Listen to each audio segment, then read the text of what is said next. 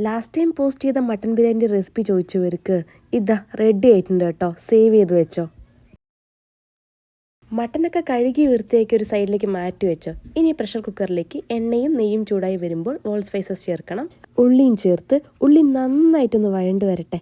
ഇതേപോലെ ഇനി ഒരു 4 പച്ചമുളക്, ഇഞ്ചി വെളുത്തുള്ളി പേസ്റ്റ്, ചോപ്പ് ചെയ്ത മല്ലിയില പുതിനയില, തക്കാളിയും ചേർത്ത് നന്നായിട്ടൊന്ന് തക്കാളിയും ഇതൊക്കെ കുക്ക് ചെയ്തെടുക്കണം.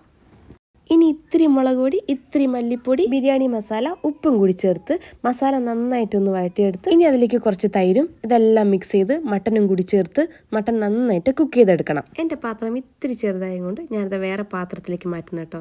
ഇനി ഇതിലേക്ക് ആവശ്യത്തിന് ചൂടുവെള്ളം കൂടി ചേർത്ത് ചൂടുവെള്ളമൊക്കെ നന്നായി തിളച്ച് വരുമ്പോൾ കുറച്ച് ലെമൺ ജ്യൂസ്, ഇനി കുറച്ച് ഗരം മസാലയും 15 മിനിറ്റ് വെള്ളത്തിൽ കുതിർത്ത് വെച്ച അരിയും കൂടി ചേർത്ത് ജസ്റ്റ് 5 മിനിറ്റ് ഒരു ഹൈ ഫ്ലെയിമിലിട്ട് വെള്ളമൊക്കെ നന്നായിട്ട് വറ്റി വരുമ്പോൾ ഇതേപോലെ ലോ ഫ്ലെയിമിലാക്കി ഒരു 15 മിനിറ്റ് ദം ചെയ്ത് എടുത്തു കഴിഞ്ഞാൽ നമ്മൾ അടിപൊളി മട്ടൻ ബിരിയാണി ഇവിടെ റെഡി ആയിട്ടുണ്ട്.